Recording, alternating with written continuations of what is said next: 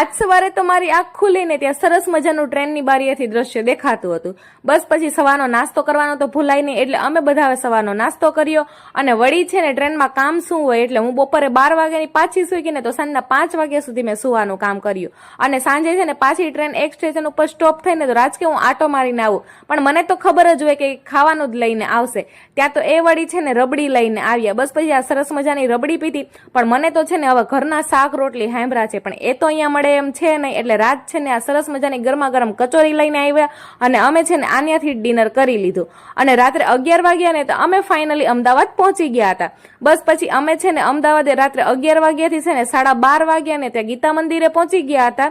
અને વળી અમે થોડીક વાર ત્યાં છે ને બેસી ગયા કે હવે અમને અહીંયાથી કંઈક સુરત જવા માટે બસ કે મળી જાય તો સારું કહેવાય. અને વળી રાતના 1 વાગતા અમને છે ને સોફાવાળી બસ પણ મળી ગઈ છે. તો ચાલો હવે આપણે મળશું નેક્સ્ટ વ્લોગમાં. ત્યાં સુધી બધાને હર હર મહાદેવ.